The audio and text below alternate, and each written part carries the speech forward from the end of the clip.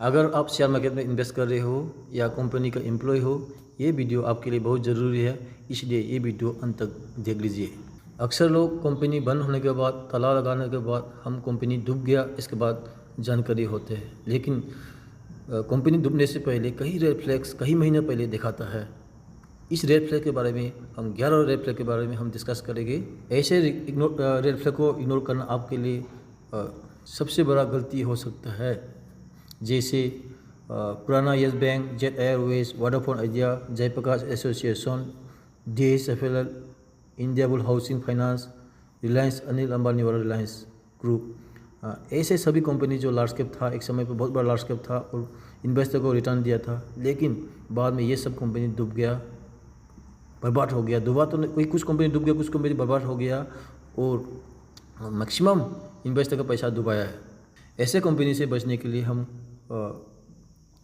11 red flag हम discuss करेंगे। Number 1, profit down. Profit down मतलब हम क्वार्टरली रिजल्ट चेक करते हैं, बैलेंस शीट पढ़ते हैं तो कंपनी का प्रॉफिट दिखाते हैं। कंपनी प्रॉफिट लगातार डाउन हो रहा है तो उस कंपनी से दूर रहना है। चलो कभी कभी प्रॉफिट डाउन हो गया, ठीक है, चल जाता है, कभी कभी तो चल जाता है, लेकिन हमेशा प्रॉफिट डाउन चल रहा है, इसका मतलब वो कंपनी लॉस मेकिंग कंपनी है, तो उस कंपनी से दूर रहना है।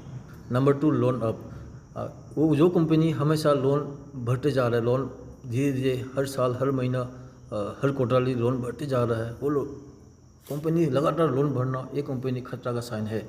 क्योंकि कभी कंपनी का बिजनेस किसी कारण की वजह से, ग्लोबल के पोजीशन की वजह से या सरकार के डिसीजन की वजह से, किसी कारण से अगर बिजनेस चल नहीं रहा है तो कंपनी तो लोन तो देना, इंटरेस्ट तो देना है। तो ऐसे लोन देते देते कंपनी का जो प्रॉफिट बर्बाद हो जाएगा और कंपनी नुकसान में जाएगा। ऐसे कंपनी जो है सर्वाइवल करना बहुत मुश्किल होता है।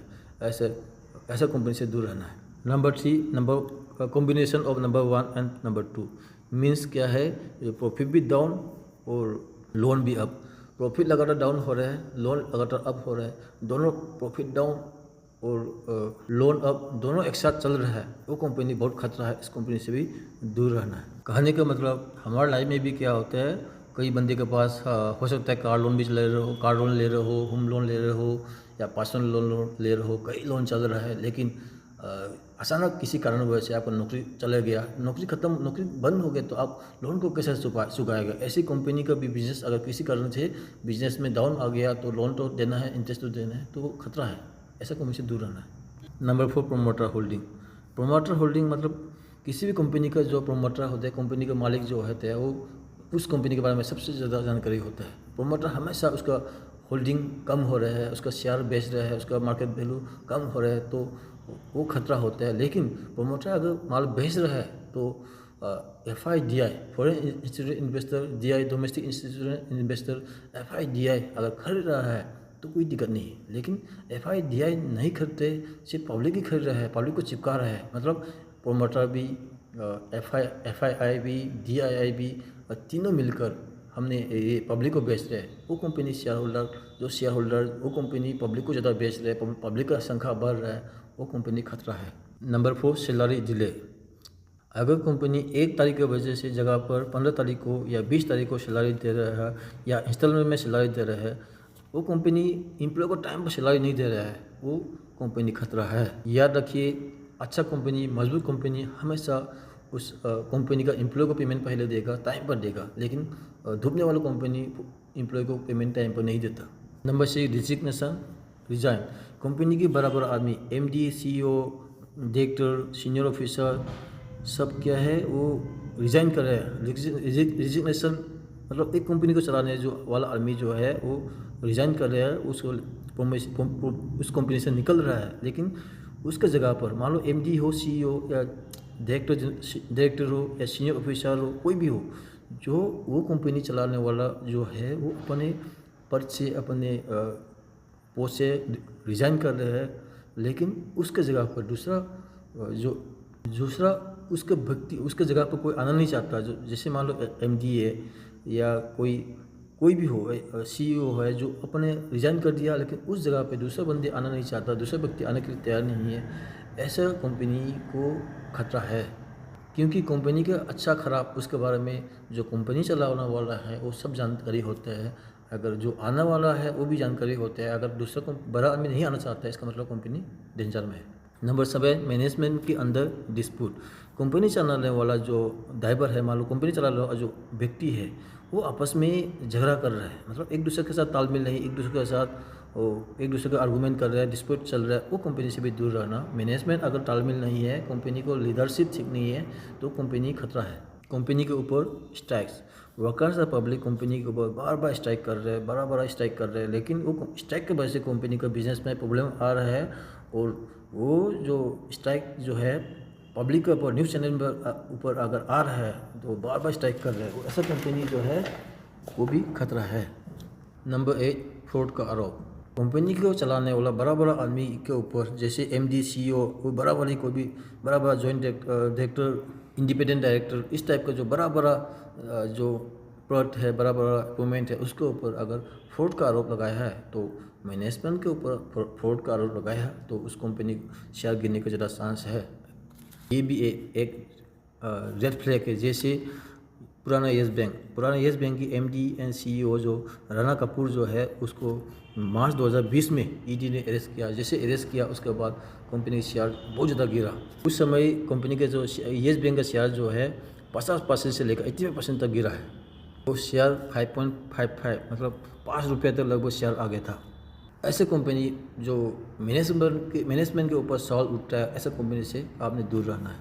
ऐसा सेक्टर में बड़ा कंपनी का एंट्री कोई भी सेक्टर में जो एंट्री होता है, वो सेक्टर के छोटा कंपनी को भी खतरा में होता है। जैसे रिलायंस जियो, टेलीकॉम सेक्टर में जब जियो एंट्री हुआ था, उस टाइम 10 से लेकर 12 कंपनी लगभग था टेलीकॉम सेक्टर में। लेकिन आज टेलीकॉम सेक्टर जितना भी छोटा कंपनी है, सब डूब गया, सब बंद हो गया। अभी 3-4 कंपनी ऐसे ही टेलीकॉम सेक्टर में चल रहा है। टेलीकॉम में खास करके एयरटेल, जियो तो है ही, एयरटेल है, वोडाफोन आइडिया, ये सब 3-4 कंपनी छोड़कर, और सरकारी कंपनी तो वो लिस्टेड है नहीं, ऐसा 3-4 कंपनी छोड़कर बाकी सब डूब गया। इसलिए कोई भी सेक्टर में बड़ा कंपनी का एंट्री होना वो उस सेक्टर के लिए या छोटा कंपनी के लिए खतरा होता है।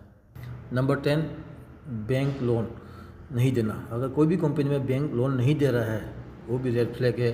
बैंक को पता है कंपनी अच्छा है ख़राब है, वो लोन नहीं दे रहा है, इसका मतलब कंपनी में कुछ प्रॉब्लम है।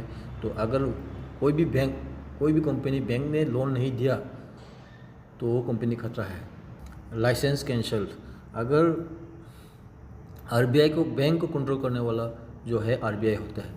RBI, reserve bank of India, अगर किसी बैंक का लाइसेंस कैंसिल करते हैं, ऐसा लाइसेंस कैंसिल नहीं करता, वो RBI का रूल जो नियम है वो फॉलो नहीं कर पाता। जो बैंक है वो बार बार गलत करते हैं, बार बार मिस्टेक करते हैं, तो RBI पहले वार्निंग देगा, फिर भी नहीं मानते हैं, तो लास्ट में RBI बैंक को कैंसिल करना पड़ता है, बैंक के लाइसेंस कैंसिल होता है।